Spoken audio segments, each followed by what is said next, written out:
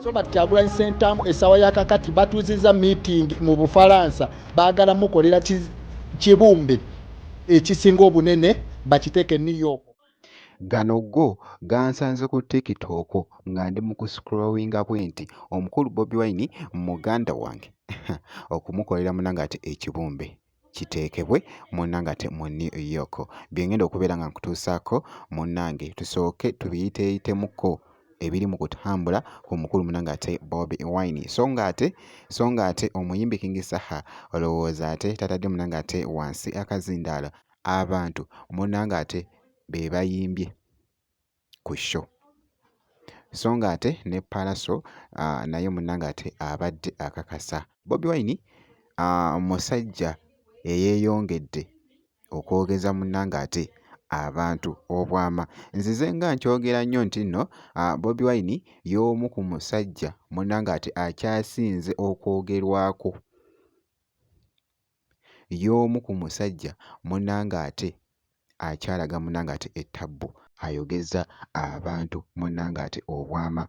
Kaakati eby'ekibumbe bino gano gaakagwawo kati essaawa ya kaakati muŋŋambe muba nga mugategedde olugambo lwange nduzinga enduzzeeyo gaakagwawo tegannaba wadde okuyisaawo eddakiika eziwera 10 mbagambye gaakagwawo kati essaawa ya kaakati eno breaking news we mbagamba breaking news ebeera breaking news. Omuntu Katonda waba yamutonda ng'alina ebisima nga yakula bulungi nga kafeesi ke kalungi ng'olwedde alina figa ye kitegeeza aba agenda tambuliranga mu mikisa saako n'okuba nti Katonda yamutonda nga ye alibeera ne favor bbanga lyonna.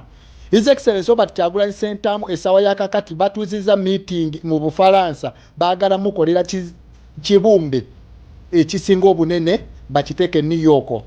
Waliwo ekibumbe kye bateeke New York, waliwo omwami yafa dda myaka mingi emabega.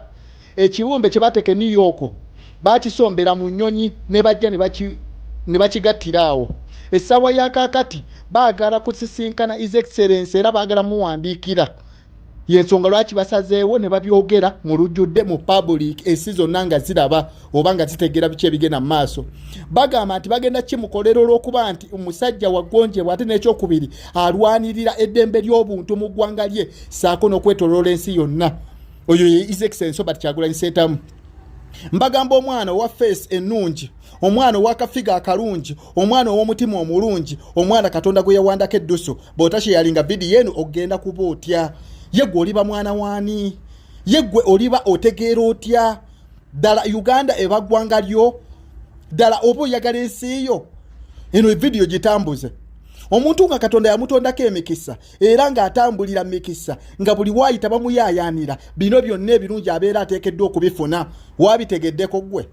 Ye gwe nkubuuza bino byonna ebigenda mu maaso okuba nti omwana wattu afuna ebirungi ebya buli kiseera gwe osobola obifunako?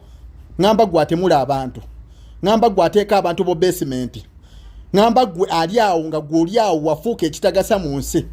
Nkusaba sharinga video, tambuza video omukisa gwa His Excellency Robert Kyagulanyi Ssentamu gwe bamutaddeko bagenda mubumbira ekibumbe mu New York era basabye gavumenti ya America okuba nti ebakkiriza nayo ekikonyeemu omukono basazeewo His Excellency bamubumbira ekibumbe ekisinga obunene olw'okulwanira eddembe ly'obuntu mu nsi yonna.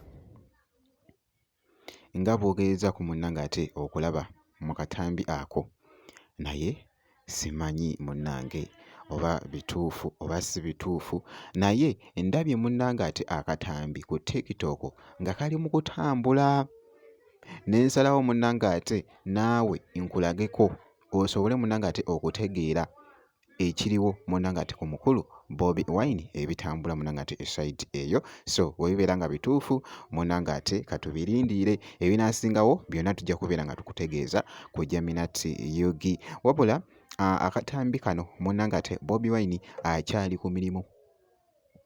Bobi Wine akyali munnange ate ku mirimu emitongole ng'ali mu kifo ekimu eri munnange ate emitala w'amayanja.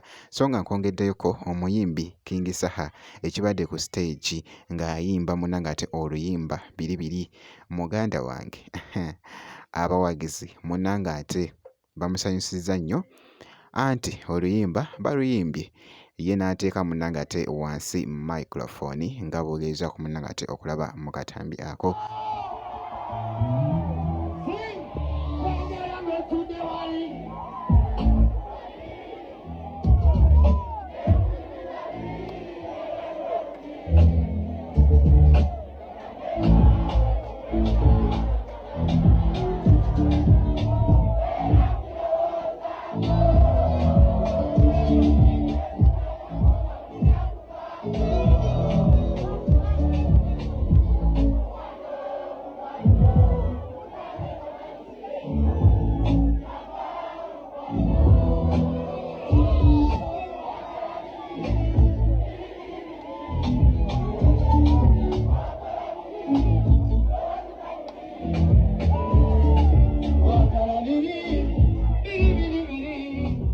so ng'ate ne Palaso yabaddekoko munnange ate mu kifo ekimu n'asooka n'aggunda munnange ate abawagizi be omuziki nga boogezako okulaba embeera munnange ate bw'etyo bw'ebadde mu katambi ako.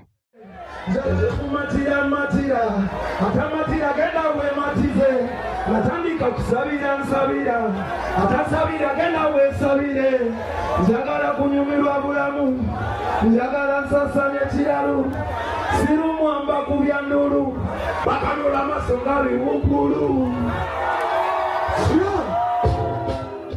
Ky'olina okukola kukakasa nti osubscribinga ebisigadde byonna gwe just bitwekere tujja kubeera nga tukuwa update kasita obeera ng'osubscribinze.